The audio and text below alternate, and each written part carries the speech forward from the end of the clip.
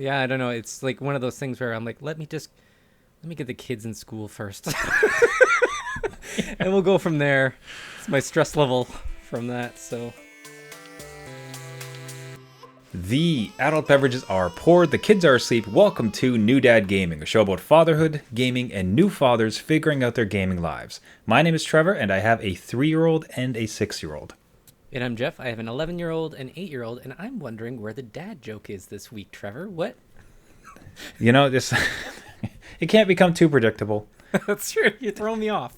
If it's not like, if it doesn't show up, then, you know, that's the way it's going to be. It's got a little bit of surprise. You got to never see it coming. It's going to ninja style at some point. Maybe next show, maybe next month. You don't know. Could be this episode. Who knows? It could be another 300 episodes before you ever see one. But it's coming. It's coming. Never know. Now, right off the hop, we want to say a huge thank you this week as we had a listener recommend the podcast to somebody else. So, good friend of the show, This Dad's Platinum Journey, who we've mentioned a few times, but this is a gaming dad who is actively trying to get platinum trophies on PlayStation games. Yes, I'm living vicariously through him. I don't know that I've ever got a platinum, honestly. So I've got the easy ones. So like Rocket Arena, like. So to see this dad going for it's always awesome. But he gets a shout out, a Twitter user, Benevolent Knight, at Benevolent Knight, just spelled with a 2 at the end instead of a T. Very, very terse, very to the point. Wife is pregnant, period. Which, if that was the announcement, that's it. It's the exact opposite of a firework powdery blue display. So that's kind of nice in this day and age. But wife is pregnant. Any tip for a first-time gamer dad? Which This Dad's Platinum Journey says, congratulations, mate, hands, clapping there. Make sure wife is all good and help out around the house and get time to game between feeds, etc. Excellent dad advice, right? Yes. I did nights with the baby. In between feeds, I'd play Spider-Man while baby slept next to me and wife got some hours undisturbed. Love that. I think that's a gaming dad move that you and I both deployed, no? All the time, yes. That is like number one priority, so... Yeah. And then at the end of that tweet, check out New Dad Gaming. Hey, that's us. Hey, This Dad's Platinum Journey, at This Platinum, thank you so much. We very much appreciate getting the word out there to other gaming dads. Now, something that gaming dads like to do is drink beer. Our summer of beer picks of the week is continuing. Yes. Jeff got the real amazing one this week. Myself, I was dead set on finding something from America this week. I've been doing a world tour, but wanted to bring it home to our neighbors, our good neighbors to the south. So I went with Lagunitas. Best part, they have a pronunciation guide on the bottle, which I appreciate. Okay. Lagunitas. I was worried that the G was silent, like Spanish. Right. Lagunitas, but it's not. Lagunitas, so be it. Lagunitas IPA, Indian Pale Ale, a well-rounded, highly drinkable Indian Pale Ale. A bit of caramel, malt, barley provides the richness that mellows out the twang of the hops, including Cascade, Sentinel, Chinook, and splash of Honorary Sea Hop. You know those hops, Jeff. I know some of those words. Yes, those sounds like English. Yeah. Best enjoyed from Mustache. Oh. Well, Movember's coming up, I suppose. That's right. Yeah. Anyway, excellent beer. Very solid beer. It hits you kind of sharply at the beginning, but sort of mellows out. Leaves you with a bit of bitter on the backside of it, but tasty, delicious, great beer. I really am enjoying it. It's not something you would write an article about necessarily, but delicious, good tasting. You can tell that they put some good craft into it. So. Nice. Now, your beer, Jeff, made me insanely jealous. Oh, well, tell you describe it, and I'll give you how shocked I was that you picked it. So, I will give you the listing of ingredients, and listeners here will know of taste right away that this is not a Jeff beer. Okay, so prepare for an intense tropical explosion of zesty oranges, grapefruit, honey, and juicy bitterness. That's the anti-Jeff. There's no Jeff anywhere within that description. There's not a drop of Jeff. No, there's nothing. But it is Hobgoblin IPA from the UK. And I will say, Trevor, it is delicious. It is the anti-Jeff beer. I love it. It's so good. It just crossed the nexus. Like it went past. It's so anti-Jeff, it became Jeff. That's right. Just like, yeah, like double negative on me. It's just like, no, it's positive now. It's great. I love it. No, it's good. I don't know what it is. Is the honey? I have no idea, but it's great. This is you right here. So that's what I'm so fascinated by this beer. I'm going to buy it this week. Guarantee it, because normally I would see tropical explosions, this oranges, grapefruit, the honey's so fascinating. I've never seen that in beer. Yeah, yeah. But juicy bitterness, like all those things really speak to me. But then to know that you liked it, yeah, that would be running the other way. I don't know. It's insane. So, which would I don't know. Yeah. Well, Witchcraft from Witchwood Brewery. See, based in the UK. That's amazing that you like it. Put a spell on me. I don't know. Nice. Well done. So, some good peers this week, and we actually had a good friend of the show, Matt, joining us this week. Yes. As we record this, we're actually a few days late. We just had some, as Jeff put it on a tweet, #DadLife hit us. We're a little late on the show. Matt, and that's at SCC_DA_Matt, says, Matt was going to enjoy this and listen to @NewDadGaming while I made dinner, but I'm apparently caught up in that we were late for the show. He is holding, though, a Rogue Pumpkin Patch Ale brewed with roasted pumpkins. I mean, Halloween's coming. Here it is. Here's the fall. It's pulling the trigger a little soon. I was so tempted when I was choosing my beer this week. Yeah. But I feel like I'm going to hold off until October. We might have to end the year of beer or the summer of beer with some October ones, which is kind of nice. That's sunsetting it with the fall, right? Yeah. Yeah, I don't know. It's like one of those things where I'm like, let me get the kids in school first. And we'll go from there. It's my stress level from that. So yeah, no, I'm interested to taste what a pumpkin. I've never had a pumpkin beer, and now that I'm drinking this, that is apparently anti-Jeff beer that I love. Maybe this is a new start. I don't know. It's a new year. It's a new Jeff. This is going to be great. So, anyways, hey, Matt, thanks for joining along. Thanks everyone else in these beer picks. If you do have a beer pick you want to send along to us, toss it our way. We'd love to get some dad suggestions on the show. Now, speaking of Twitter and interaction, there was a really thought-provoking tweet I thought from That Old Gamer Guy, at That Old Gamer Guy. As he writes, any other 30-plus gamers ever worry about getting too old to identify with characters in games? As more developers go the St. Rose route and focus on appealing to the late teen crowd, I wonder if our generation will be left behind as developers/publishers. Just thinking aloud. Yeah, no, again, great thought. I hadn't really given it too much thought just because there's so many games out there now, and the indie kind of field of all the games, like there's just a ton of different games in different genres popping up. So I wasn't sure if we're being left behind, but I can see where, the games kind of that you grew up with might not be in play or as popular in this kind of world we live in. Like everything is just so detailed and people harp on everything to be perfect, whereas you kind of used to that jankiness and maybe more mythical characters or something. I don't know. Yeah. Now, are you finding you're seeing some of the trailers? I mean, we have a trailer up for the new Saints Row, which was kind of the impetus for the tweet. Yeah. Are you finding with their interactions, how they speak, like any of the kind of personalities of it kind of leaving you behind, as in this is definitely youth focused, youth culture? Is that hitting you at all? I will say what's weird for me is having more and more technology in the world. So, and I think we kind of talked about this before the show. Anything with like a cell phone in a game for me it disrupts that suspension of disbelief. And maybe that's because it's so close to technology and I know what that brings with it. I'm like, oh, that guy would not be driving with his cell phone. He'd be checking his tweets at a stoplight. Do you know what I mean? Like, you're just starting to think in that way. That's kind of where I'm coming from, but I don't really care much about Saints Row, just as an example. I never did. I understand it. Like I know a lot of people do. And I see that they've taken a different direction with Saints Row, and a lot of people don't like it. And maybe that's the issue, where this isn't just another redo or an iteration a Saints Row, they're bringing it back to something that might be a little bit more, dare I say, Fortnite-ish. Do you know what I mean? Like that kind of mentality or that, playfulness. So I don't know.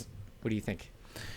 That's a bit more where I'm coming at it from, where it's the interaction of it that is a bit more to the current times, like a wave of methods that people interact with games that have kind of passed us by. The way I think about it is when I was first trying to get into Fortnite just to check it out, it was so bewildering for me as an old man. Yeah. Like what is this lobby? Like, what is all these different modes? Like, why are there skins? What do you mean? There's a wait a minute. Like, I bought the game, but there's like a pass that I also pay for that just gets me skins. So I'm paying for a pass just to get a skin. Okay, now I'm in, but like people are typing certain verbiage that I have no clue what the heck you're talking about or how to understand any of it. So for me, it was more towards. I think I really hit that a bit with Fortnite, whereas the way that the gaming is now interacting with the players itself, where before it was very much a solo or a couch co-op type of interaction. You and I get together, we're going to play Diablo 2 on the one console and kind of grind it out. Yeah. I'm going to go back into my room and play some Final Fantasy 7. Right. That's what gaming was. And now this like vast, massive social aspects to it. Like, and think Minecraft. Think about a gamer dad ripped out of the 90s and plopped in front of trying to figure out a Minecraft server. Yeah, and I've seen glimpses of that with my kids, going through the Minecraft servers, jumping on loading their own mods. So they're into modifying their games, which to me as an old gamer, oh God, I'm saying old gamer. I'm not. No, I old dad gaming. It's a new show. No. For me to modify a game way back when, like Quake 2, I remember trying to download map packs, and you really had to know the file system and get in there and change things and make copies. And if it didn't work, you were screwed. Or like you had to download the whole, not download, but get the floppy disk out or whatever it was and reload it in. I'm so used to saying download. Download didn't exist. It didn't exist. But now people are, they work all these windows and servers and mods in the game, and it's all accessible immediately, and it's kind of in your face all the time. So it's interesting where that interactivity is in a different space that we're used to. Yeah. To kind of round it off, I do think that you had a great point though around now that older folks, now that dads are veterans in the gaming industry. I think those are kind of experiences that they're going through, and that's ones you're starting to see come out, where it's games about It Takes Two. Yeah, I think it's about two parents and kids. There's some of that in a few games. Unraveled, I think, had some parts of that. My goodness, as Dad's Platinum Journey discovered with God of War, the ultimate Dad of War story, right?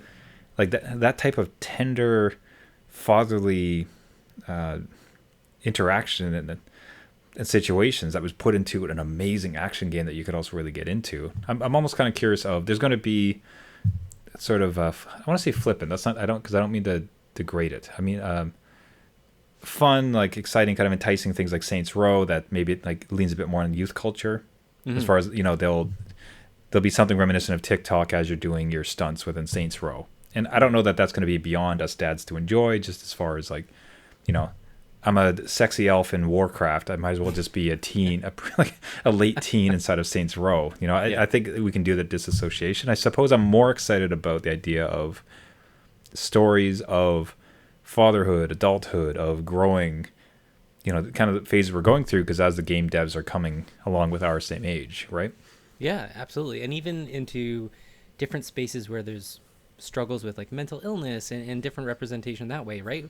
Real problems that I think a lot of dads can relate to, or at least adults can relate to, where that is something that is a part of their lives, or they're dealing with it, right? So a lot of that representation is coming out in games, and having to deal with that through games. So that's kind of cool to see too. Yeah, I mean, not to have a downer one, but there was the game That Dragon Cancer, I think it was called. Yes. Right, which to explore those type of themes through gaming, that's it's fascinating. It's interesting. I don't know that I don't think that necessarily ties in with our dad conversation, but it's that all the different type of experiences that us as adults are now going through. It's kind of cool to see it make it in, and I'm excited for it. I think we'll continue to see it because the gaming audience is no longer just teens. It's Right. you know what I mean. Like it's there's adult gamers. There's amazing adult podcasts about gaming. So Right. right, right, guys, right? Anybody? Yeah. So it's kind of interesting to see. I'll say like with age. I just had this. It's something I have not been able to like nick with old age. We're just going through the mall recently, and there's this elevator, and I just like as I've aged, like I just can't deal with elevators anymore. I have no idea what it's about. You just done? I can't do elevators anymore. But don't worry, I'm taking steps to avoid it. Oh my god. He did it! Didn't see it coming. Oh, Mid-show. jeez. That's the end of the show, folks. Thank you for joining us. Show fun. Didn't see. I gotta get a soundboard just for Oh my god. when I pull that off.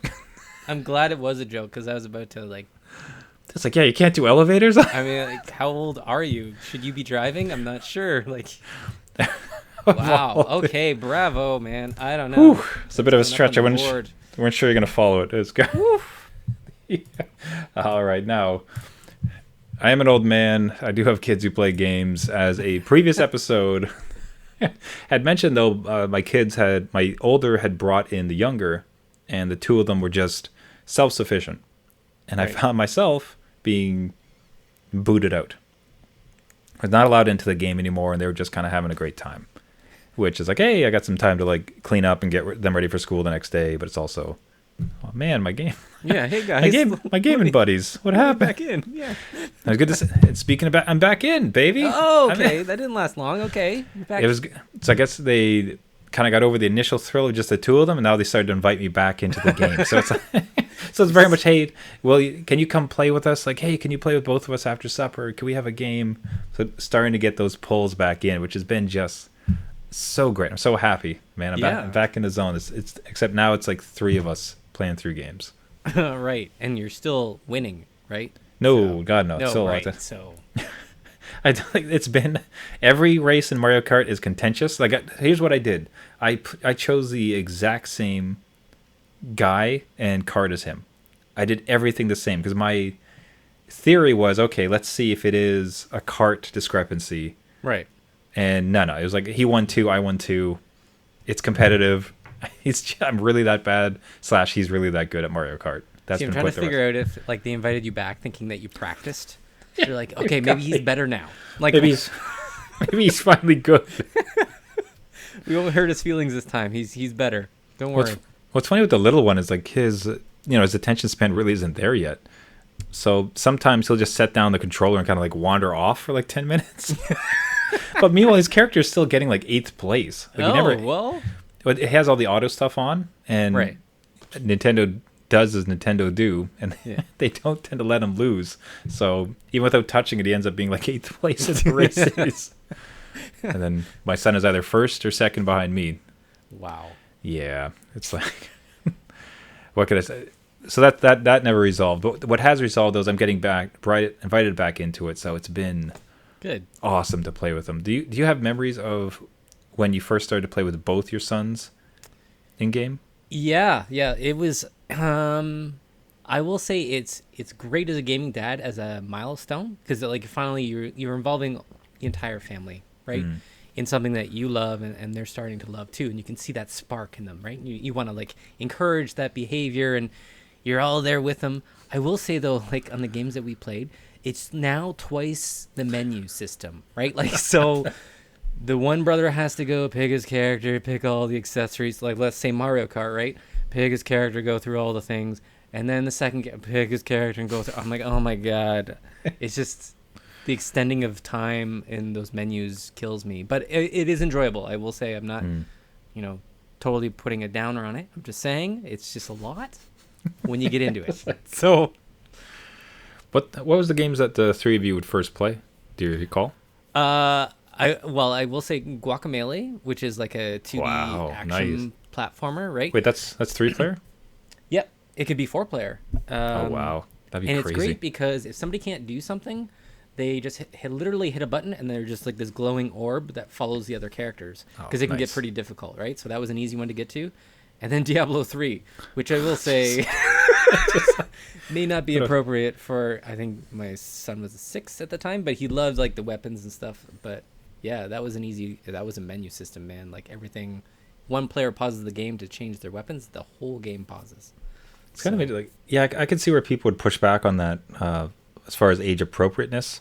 I will say, like, there's something about being so removed from it. Like, there's like a horror film on YouTube, or like, you know, some real awful garbage stuff, like video that somebody puts together, again, like on YouTube, that like is targeted specifically around like scaring or disturbing someone, right?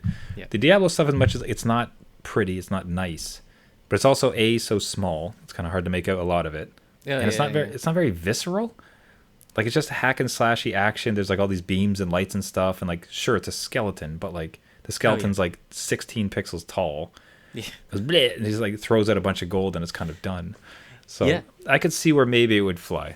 It's not necessarily appropriate, but like if the kid's of the right mind and you're all together. Yeah, like you obviously know your own kids. My kids have got scared more over YouTube videos than they have Diablo 3. And they don't listen to story elements. They're like, nah, skip. So if you're in it for the story, just never mind that game. It's not going to happen. Just go blasting through it. Yeah. Yeah, so it's been Mario Kart, it's been Castle Crashers, what was it, Rocket League? Oh yeah. That's been a blast just to see them laughing away. That's good. You know what game with like has been surprisingly wonderful, even for the two of them? Humans Fall Flat. Oh yes, I've heard about that. Don't own it, but I've heard good things. It's just like it's preposterous because like you have such weird control. And it's cooperative, right? Like you're trying to help each other to get to a goal. Yeah, and it's non-linear. Like, it's just weird. Like how he would solve things. Like, it just presents like, okay, here's like 4 trains, 6 boulders, and a piece of wood. Go. Right. And I don't think that's necessarily, this is the only way to possibly solve it. It's like 3 or 4, and then there's no dying or anything. You're just like these bumbling, falling about fellas. So if anything, the cutesy, fun, silly, like there's a bunch of laughing that'll happen because you'll look ridiculous like 50 times in a mission. But more important, I really like the non-linear aspect to it. Good. Where it's just like, here's like 3 trains, you know, a river, and a box. What are you going to do? And eventually you just like that, you poke and you push and eventually put some stuff together. Like, oh, that's a way we can solve it. Right. And that part, I love that type of creativity with, inspiring that type of creativity with gaming through the kids. So yeah, that was cool to see. That's it goes on sale a lot, so it's not even an expensive game. You know, $5-10 is usually what you spend for that one. So highly recommend it. Now you mentioned like the menu system. They always want to go in and change their characters. Yep. Is not a very streamlined menu system. Right. Okay. So that can be a little bit bothersome. It's like, we want to get new characters. Like, just deal with who you have. Just go with the plain Play-Doh avatars. We don't need to do this. Yeah. Get what you get. Don't get upset. We used to say that at dinner. Now you say that in video games. Oh, so I get to play with my kids. I'm so happy it is. I get the feeling you might lose privileges in playing with your kid because listen, because all I see is there's a tweet goes out from Jeff. It says playing a Terraria. Yep. Playing Terraria with the kids again. They're off mining while I'm totally helping. And Jeff has just written in the sky of the world, Dad rules. Yes. That is such a piss off. Like, I'd be so angry. Like, you're supposed to be helping. Yeah. And instead, you're just writing out you rule. Yeah. What was it? Tell me how it came about. And what I really want to know was the kids' reaction when I came back and saw this. Right? Besides getting my kids back for them totally helping in the beginning. No, I'm just kidding. Like, it wasn't like one of those things. But in this game, right, my kids are off. This map is huge. They're off mining materials to build their castle in the sky, which I will say my oldest has built himself. It's amazing. I have pictures of that as well. And I just thought, well, okay, I will go off and mine too. And we're all in this voice chat, helping each other. I built Dad rules in the sky, and I felt that was helping to allow them to understand that Dad does rule, and he rules this world. So very instructional. What's great about it is if you press the map system, you can see where all the other players are. And eventually, my kids did notice that I was nowhere near the mines where you would get materials. And they come out, and because I've written this so big, it appears on the map. On this little mini map. So they're like, Dad, okay, no, this is my server. You don't rule the server. Yeah. I don't think so. You have no power here. I'm like, just let me have my fun. I'm totally helping you win the game. And they're like, you're totally not. Go and do your job. We told you what to get. You're not doing it. We gave you chores, Dad. Get to work. They did. I did not do them. I'm like, see what it is like not to listen? So. Oh, there you go. And life lesson. Yes. This is where Super Nanny would be proud of you. They had a blast, though. They thought it was hilarious. They did laugh. Then they broke it. I was gonna how fast until they went up there and just firebombed it. Oh yeah, they broke it. They kept the rules, but they put their names. So yeah, of course. Well, kids rule. Well, it's not their names, but kids rule. I'm like, please, I'm gonna come in here after your bedtime and rewrite it again. This will not stand. No, absolutely not.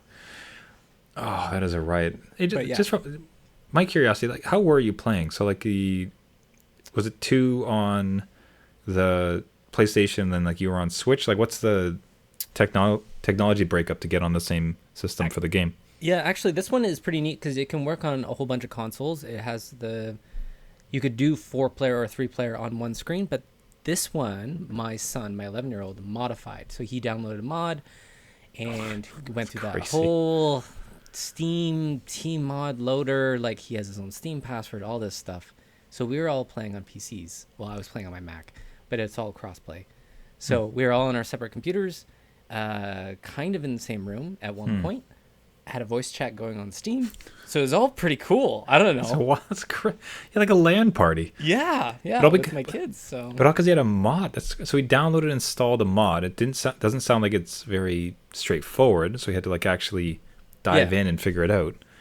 It resulted in you having a LAN party on Terraria. Yeah, and he set up his own little server, his world, set the rules for the world, and he could boot me at any time. He did not do that because he knew that would not be good. But then I'd boot him out of the house. It was a cool kind of, like you said, LAN parties. So it was just a new experience and on playing this game, and everyone had their own screen, so no one's fighting over, a menu system that pops up and freezes everybody's game, or somebody can't see anything. And we all had a great time for a good hour before things kind of went sideways, and they had to go outside for a bit. So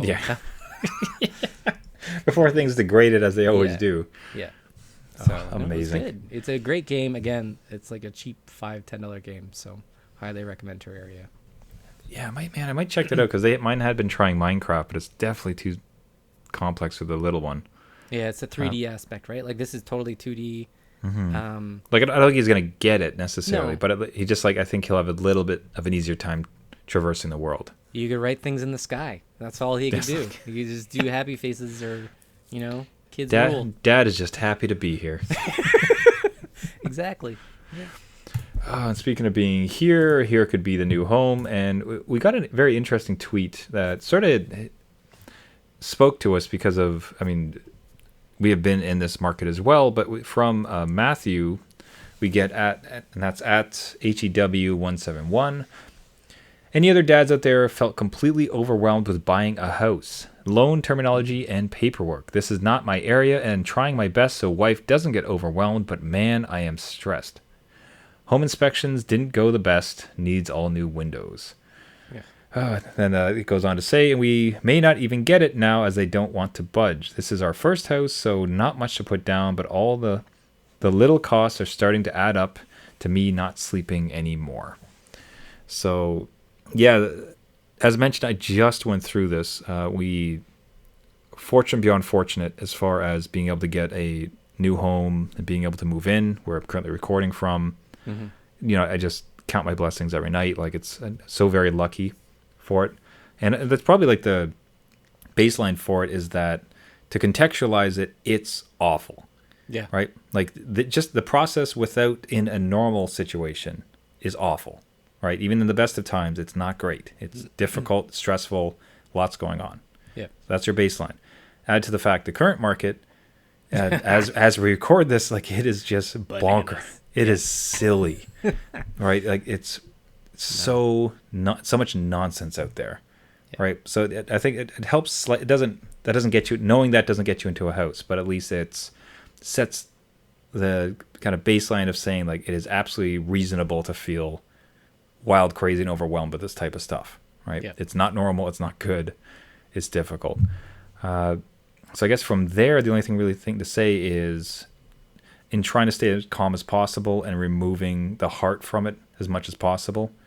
Because the old romantic story about it is you'd go into a house, you'd see a viewing, and you'd feel it. I mean, I don't know how many listeners might relate, or Jeff, you either, but my parents happily tell the story I grew up in the house that I grew up in, where they showed up and he just said, "We're getting this house." Right. You know, it spoke to them. Like they could feel this house is where they're going to live. You can't do that anymore. That's very much like a situation of our parents, because now I remember we bid on, in this current process, I think we had 4 or 5 bids before we finally got in on this one. And one of the other ones we went in on, somebody jacked it up 100,000 over asking price. Oh my God. Okay. And and we're sitting there like, oh, this would be a really nice house to have. Oh, 100,000 over. Oh, okay then. And you just like slowly back out of the room. So it's just really, I think, dissociating with it and making it a very head decision. Don't fall in love with any property. You look at it, this is wonderful. We like the neighborhood. We like this room, or like it's good enough. Like we can definitely kind of build off of this and improve it. And it's like this is a good investment and a good place for us to be. Let's go ahead and put an offer. And that's kind of the way to say it. Like literally, that's the type of way I think you phrase it, as far as let's try to put an offer on this house, as opposed to let's make this our house. Yeah. Because all of a sudden you've poured heart into the whole thing as well. Right. And then for the, I do want to get your perspective, Jeff, but the last thing I'll say is leaning on as much help as possible. You mentioned the paperwork and the terminology and all those things. Where we were very fortunate is we had a really great mortgage broker who kind of handled that aspect of it. They get a commission, so we didn't have to pay them out of pocket for it, but they were able to kind of handle a lot of it, like argue on our behalf to get really good rates.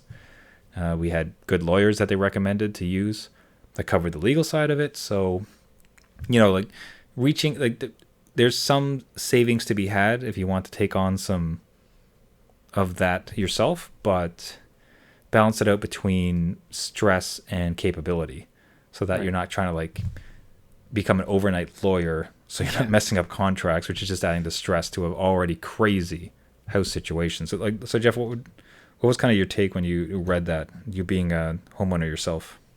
Yeah, again, very different market, like you mentioned. When we bought, I think it was a recession, so we were coming from an apartment and had a house offer, but then walked away from it, and the owner came back to us.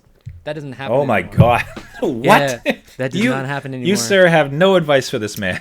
No, but we haven't. So when we bought, we said this was their starter home, and I think a lot of people of the older generation, they would have a starter home and then their second home and then maybe their life home or whatever. Now that's not, like, we're still in the same house because we can't move out of it, right? Because otherwise we deal with 4 or 5 bids that are way over asking, and we can't afford it. Like, those are, years in your life. And I will say, like, just to piggyback off what you said, like, now's the time to call in the favors. So if you have anybody, that owes you something or doesn't owe you something, or you could draw on their experience. If you know a terrible secret about somebody. Got some skeletons in the closet that you can just, like, kind of hold over their head. No, but, like, if anybody has, like, in the family those skills or has been through the process and can, like, help you out, now's the time to, like, just candidly mention it to them, because now's the time to ask for help and get through it, because that anxiety and stress level will be through the roof. And to take it all on, like, I know even for myself, I want to always, if I can try to learn it and save the cash, I'm going to try to do it. But sometimes that does not always work, and it takes a lot of mental energy, especially if you're not, resting up. You're doing your own job, you're getting kids, you're trying to look for a house or maintain a house or wherever you are. That's a lot, man. That's a lot to shoulder. So yeah, look around and see, what's in front of you and what you can kind of push off, if you can. But yeah. Yeah. I don't know. I think lines in the sand too. Like if you and your wife kind of just discuss exactly with any bid, how much more are you willing to go for? Yeah. And predetermine it. So it's not, because again, that's just an emotion thing, because it's like, oh, if we only go like 20,000 more, we can get it. And in the heat of the moment, it's like there's this desire to win and get it and just kind of be over with it. And it could lead to decisions that would cause more stress. So I think, have a plan, stick to the plan, make it entirely clinical as much as possible. It's easy to give this advice. It's really hard to take it because like this is a very emotional purchase. But it's crazy. You're not alone. It is absolutely wild out there. Just keep at it, have patience, and like do the best you can. Yeah, absolutely. Yeah, and don't try to go and win for it if you can't. Right? I'm from my own lens. It's like that eBay thing, right? Where you're like, oof, if only I just bid a little more, I can win it, and this would be it. Like, and then we'd be done. But we're talking thousands upon thousands of dollars. And I don't know. We'll see. Yeah, I get between like the process of getting it, and I'll say like I'm a contractor, so me proving my income was just a hellscape nightmare. Yeah. Which included, speaking of father, I had to send the bank my children's birth certificates to prove that I had kids. See, now I thought you were going to say certificate of the podcast to prove you had a podcast. It's like, wait a minute, New Dad Gaming? You're Trevor from New Dad Gaming? Oh, accepted. Don't worry about it. Denied. No, thank you. I've heard your content, sir. We have no interest of loaning you money. But it wasn't my original point. I don't know. You were off going. Sorry, I disrupted. Oh, children's birth. Yeah, like it was just, Lord, man. I had to provide like 6 years of records and kids' birth certificates. Like the mortgage broker was just stunned. Like she's like, I've never seen this before. This is bananas, like madness. But like I said, blessed beyond blessed that like we ended up with a house, and I don't think we're ever moving. It's just like this is it. And it's not because we found a forever home. It's like we can never afford to move. Yeah. There's no way. Man. It's so stressful. We're never getting out of this place. I'll die in this damn house. That's true. So anyways, Matthew at Hugh171. Keep at it, brother. See how you get it. Yep. All right. Everybody else, thank you so much for listening. This has been New Dad Gaming. Jeff, actually, let's wrap up beer picks real quick. How did the surprise Jeff pick of the year end up for you? It is so good, man. Hobgoblin. God, seriously. You need to pick up this. This is sorcery. Like they say on their website, sorcery. I do not like these kind of citrusy flavors in my beer, and it was delicious. So, yes, absolutely. Hobgoblin IPA. God, I'm so picking that up next. Like, I'm going tomorrow, man. I'm so curious now.